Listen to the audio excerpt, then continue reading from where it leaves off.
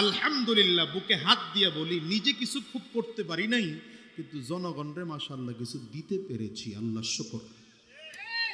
নিজের অবস্থা আগের তুলনায় আরো খারাপ হয়েছে, কারণ আগে তো মাশাআল্লাহ আপনা করে এনে চিল্লেলে ফিল্লেলে যা টাকা পয়সা দিতেন, আমার তো খরচ ছিল না মাশাআল্লাহ, কিন্তু এখন তো খরচ বাড়ছে, খালি এলাকায় নিয়ে ঢালতে হয়। এখন অনেকে বলবেন চেয়ারম্যানি করে টাকা মানুষে কামায়, আপনি খরচ করে কেন? এটা কারণ হইলো আমি হিসাব নিকাশ করে দেখছি, হালাল উপায়ে চেয়ারম্যানে দিয়ে টাকা কামাই করার সুযোগ নাই। সরকার আমার বেতন দেয় 10,000 টাকা।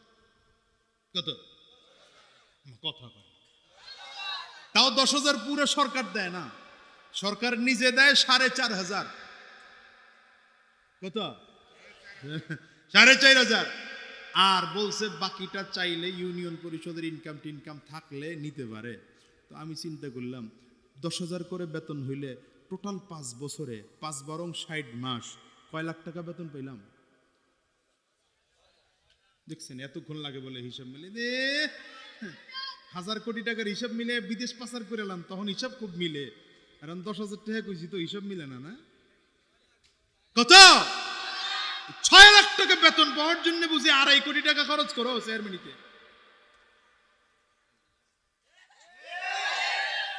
কত খরচ? কত এদেশের চেয়ারম্যান কর খরচ না 2.5 কোটি। বাবারে বাবা, জায়গা বুঝা 2, 4, 5 কোটি খরচ করে চেয়ারম্যান সব হয়েছে। তো সরকার তোমার বেতন দিবে কত? তুমি যে 4 কোটি 5 কোটি খরচ করলা, তখনই তো কাঠ জমির কোন সমস্যা, প্যাস একটা লাগাই দিয়া এর কাছ থেকে খায় 20,000, ওর কাছ থেকে খায় 15,000। কি ঠিক না ঠিক জোরে বলেন? তখন গম চুরি, চাউল চুরি, ত্রাণ চুরি, পিয়াজ, কাবিখা এগুলো চুরি করে খায়। ঠিক না ঠিক জোরে বলো। তবে বলবো আমি আপনাদেরকে বলে যাব, এই গম চুরি আর ত্রাণ চুরি আর কাবিখা চুরি, রাস্তা চুরি 24-এর আগে চলেছে। এটা 24-এর পরবর্তী বাংলাদেশ। আমার ছাত্র ভাইয়েরা রক্ত দিয়ে বাংলা নতুন করে আবার স্বাধীন করেছে। এই নতুন বাংলাতে কোন চোর আর কোন ডাকাত আর কোন গুন্ডাকে ক্ষমতায় দেখতে চাই না, ইসলামকে ক্ষমতায় দেখতে চাই, ইসলামকে দেখতে চাই।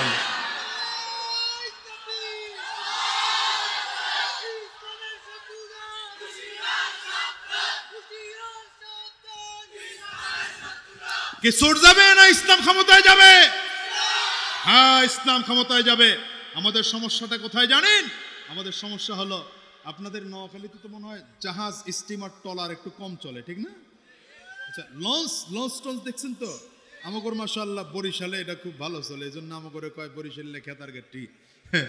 কিন্তু জানে না যে বরিশালের মানুষের জার্নি জীবনের সব থেকে বাংলাদেশের লাক্সারিয়াস জার্নি। আমাগর যাকে একটা মাশাআল্লাহ কেবিন আছে, নগর হারা দুনিয়াতেও তা নাই। যাক, এটা কইলাম না, আপনারা সামনে আবার বিভাগ পাইয়া যাইবেন কোন দিকে কোন জেলায় আছি, বলা যায় না। আল্লাহ হেফাজত করেন, আমিন বলেন। দেশ কোনোটাই খারাপ না, কোনোটাই, সব জায়গায় কিছু খারাপ কিছু ভালো আছে। আল্লাহ খারাপগুলোকে ভালো বানায় দিক, ভালোদেরকে আরো ভালো বানায় দিক, জোরে বলেন আমিন। তো যা বললাম, এই যে জাহাজগুলো বা ট্রলারগুলো দেখবেন, ট্রলারের নিচে যে ইঞ্জিন আছে, ইঞ্জিনের সাইলেন্সার যেখান থেকে ধোঁয়া ওঠে, এটা ছাদের উপর দিয়ে লোক কই যায়, আবার নামে কই ভাই, কই নামে? আরে আইন আপনার লাগে তো ওয়াজ করতেছি আমি, কই জানি আমার কাছে। আরে বুঝি না, খালি যুবকরা দৌড়ায়, কি আসিফ গরিব লোকে আসি। মাশাআল্লাহ। আমি মনে করছিলাম কি আপনারা বুঝি যাইবেন গা, গেলে কথাবার্তা সংক্ষেপ করতে পারতাম, তো জানি নাই, বরং চাইছে আরো লোক বাড়াইছেন। আরে ভাই মিথ্যা কথা কই না, আবার পিছন দিকে তাকায় দেয়, মাথায় টুপি আছে না মিয়া? আল্লাহ, এই সাইলেন্সার এটা কিন্তু প্রচন্ড গরম হয়, ঠিক না? এক বোকায় গিয়া কি করলো, এই সাইলেন্সারে পিঠটা ঠেকায়া বসছে। ভালো আছে না? পুরা শুরু হয়েছে। সাইলেন্সার গরম না? আরে ভাই এত কিছু বুঝাইতে পারলাম না। আপনাদের মোটর সাইকেল আছে না, যে পোলাপান চালায়, আপনি মোটর সাইকেল ছাড়ছেন হলো সেই ধরেন ফেনীর থেকে বা ওই পদুয়ার বাজার বিশ্ব রোড থেকে চালায়া মাত্র এসব বাড়িতে বসছেন, তো এর মধ্যে একজন গিয়া সাইলেন্সারের উপরে জুতা ছাড়াই পাও দিছে। পায়ের অবস্থা কেমন? পা দিয়েই চিল্লাইতেছে, মরে গেলাম রে, পুড়ে গেল রে, শেষ হয়ে গেলাম। একজন বুদ্ধিমান কয়, বেটা পাটা সরা না, তাইলেই তো হয়। কয় না, সরাবো না। সে সাইলেঞ্জার থেকে পা সরাবে না, কিন্তু পোড়া থেকে বাঁচতে চায়। আমাদের বাংলাদেশের মানুষের অবস্থা এমন, গণতন্ত্র থেকে বের হতে পারছে না, কিন্তু সে শান্তি চায়। রাজতন্ত্র থেকে বের হতে পারছে না, সে শান্তি চায়। সমাজতন্ত্রের মধ্যে ডুবে আছে আর সে শান্তি চায়। জাতীয়তাবাদের মধ্যে ডুবে আছে আর সে শান্তি চায়। ধর্মনিরপেক্ষতাবাদের মধ্যে ডুবে আছে আর সে শান্তি চায়। খোদার কসম, ইসলাম ছাড়া কোনোদিন শান্তি আসে নাই, কোনোদিন আসবে না, আসতে পারে না। বলেন ঠিক কিনা? আওয়াজ করে। ইসলাম হলো চিরদিনের শান্তি সুখের নিশানা, ইসলাম ছাড়া অন্য সবই জাহান্নামের ঠিকানা। ঠিক না? তাহলে আমাদের পরিচয়, আমরা রবের গোলাম। আমাদের মালিক মুনিব রবকে আঙ্গুল উঁচা করে চিল্লা বলেন।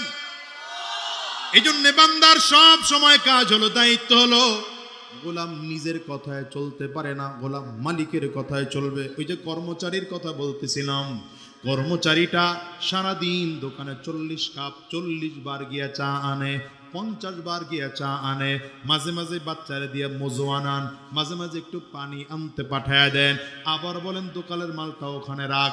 কর্মচারী যদি আপনার দিকে তাকায় বলে, মালিক আপনি সারাক্ষণ শুধু চেয়ারের মধ্যে বসে বসে হুকুম করেন, প্রত্যেক দিন 40 বার 50 বার আপনারে চা খাওয়াই, একবারের চা আপনি এই না খান, চাকরি থাকবো নি? কেন চাকরি থাকবে না?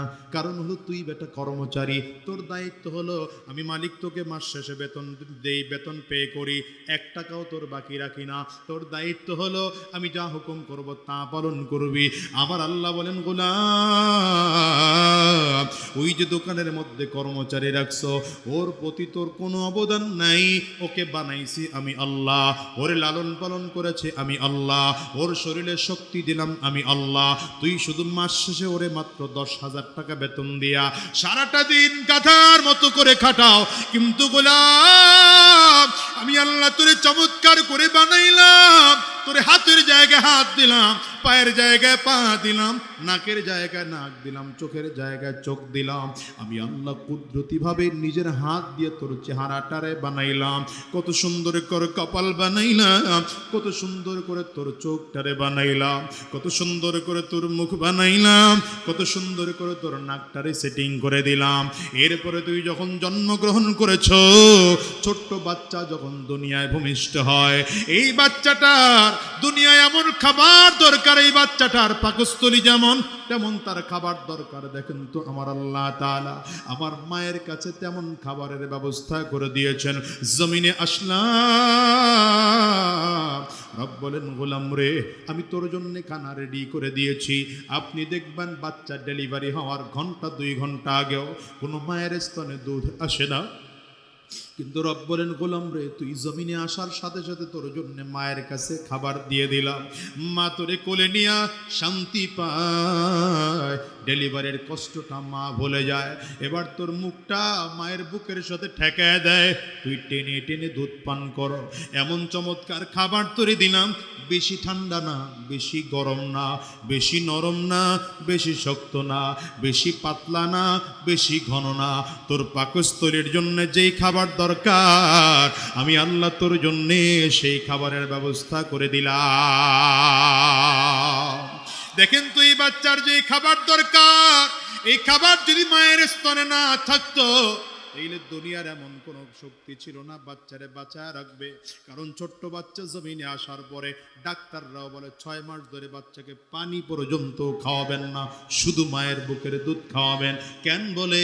কারণ ছোট্ট বাচ্চা যদি দুনিয়ায় আসতো, মায়ের স্তনে যদি খাবার না থাকতো, এই বাচ্চাটার মুখের থেকে লালা নিয়ে ল্যাবে টেস্ট করার জন্য যাওয়া লাগতো। এত ভালো মেশিন কই পাবেন বাবা? বলে সোনাইমুড়িতে পাওয়া যায় না, সেনবাগেও পাওয়া যায় না, কই পাবা বলে লাকসামেও পাওয়া যায় না, কুমিল্লা জেলাতেও পাওয়া যায় না, ফেনীতেও খুঁজে পাওয়া যায় না। ঢাকায় চলে যাও, এই ল্যাব নিয়ে ঢাকায় চলে গেল, ল্যাবে টেস্ট করে দেওয়া হলো, জিব্বার লালা দিয়া বোঝা যায় তার পাকস্থলীর ধরনটা এমন, সুতরাং খাবারটা এমন হবে। এইবার খানাটা যেই মেনু তারা দিয়েছে সেই মেনু অনুযায়ী খাদ্য মন্ত্রণালয়ে গিয়া যেখানে খাদ্য বানানো হয় সেখান থেকে অর্ডার দিয়ে তারপরে আনা লাগতো। বাবাজি বলেন তো এতদিনে বাচ্চা বাঁচত না কবরে যাইত? রব কয় গোলাম তুই তো টের পাও না,